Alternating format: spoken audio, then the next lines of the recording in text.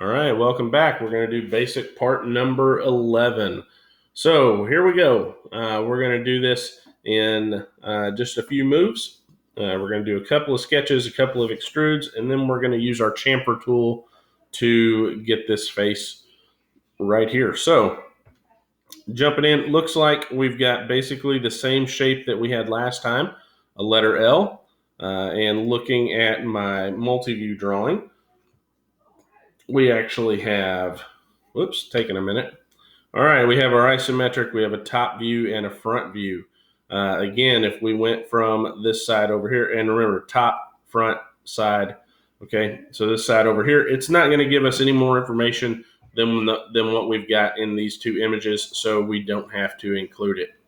All right, so we're going to click on our Part Studio, click on the front face of our view cube, click on your front work panel, Shift S to start a new sketch, and then we are going to get rid of or make our work planes invisible so that we're ready to start sketching.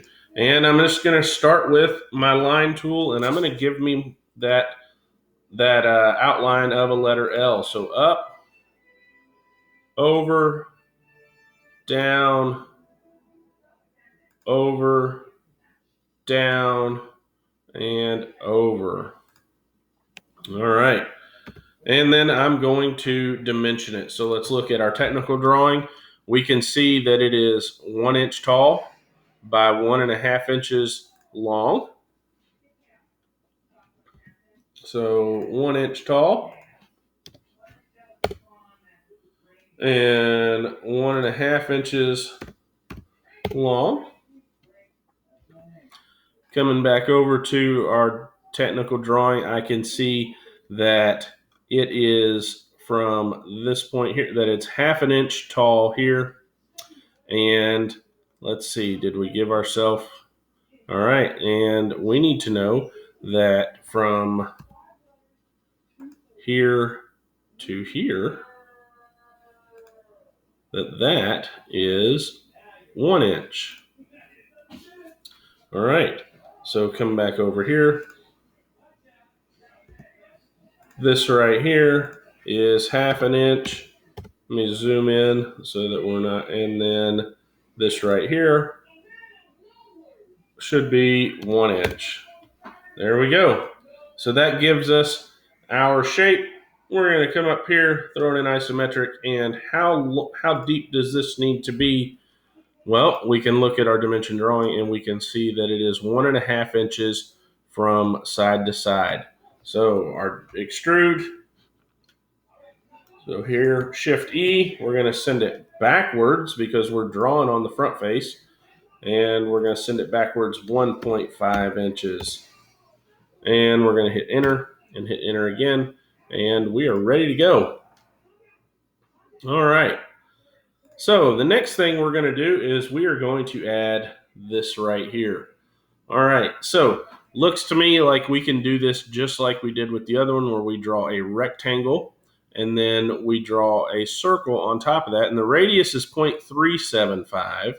So if you double that, that should be 3/8 is 375. So 6/8 is actually 3/4. So it would be 0.75.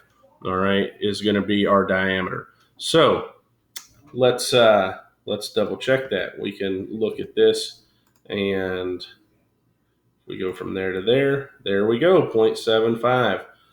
But we don't need that because we've got the radius of that circle.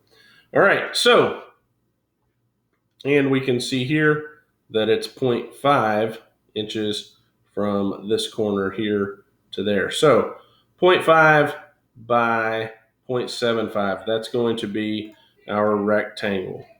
All right, so we're going to click on our face, flip it over to the top, and Shift S to start a sketch. And we're going to grab our corner rectangle. All right, so not worrying about dimensions, I'm just going to draw a rectangle. Okay, I'm going to draw a rectangle, and then I am going to grab my center point circle. I'm going to find the center of this line right there. Right there it is. And you're going to come out, and it's going to say, how big do you want that diameter? Well, I know that the diameter is 0.75. So there we go. All right. Now, just to make things a little cleaner, I'm going to grab my trim tool. Okay, trim tool is the letter M. It's these little scissors. And I'm going to get rid of this half circle here, and I'm going to get rid of the circle or that line right there. All right.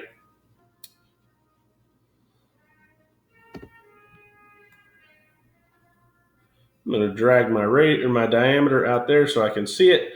And now I'm ready to start dimensioning. There's probably one or two more things I need to dimension. So I'm going to come back over here and I'm going to look, and I'm going to see that it is 0.875 from the top to this wall, but an easier measurement is probably this right here. From where the circle connects to my rectangle, it is 1/2 inch. So this little section right here is 1/2 inch. And I can come over to my drawing and I can actually dimension that. So from this point to this line, come down, and I can see that I almost nailed it. 1/2 inch. All right, we are ready. All right, that's the last thing we needed to. Oh, wait a minute. No, it's not, because we need to make sure that this is centered. Okay, so how far is it from the edge of this to the edge? And did I give myself that? I did not. So from here to here, 3/8 of an inch. That's important to know. Okay, so let's come back over here and let's make sure that from here to here, close but not exactly, so 0.375 for 3/8 of an inch. That's going to center that up. Now we are ready to extrude. So we're going to hit Shift E, and it's going to automatically go up, but we don't want it to go up that far. We know that it's 0.25. That's what we want right there, 0.25. We're going to hit enter. Where did we get that measurement? Well, we got it from right here. 0.25, that tells us our height. Now we need to get this chamfer. This is the last thing we need to know. All right, so we know that this is 1/2 inch here, and it's going to be a 1/4 inch drop. So it's going to be the same as we did last time. So we're going to grab our chamfer tool, and we're going to click on this right here, and we're going to tell it that it needs to be 2 different distances.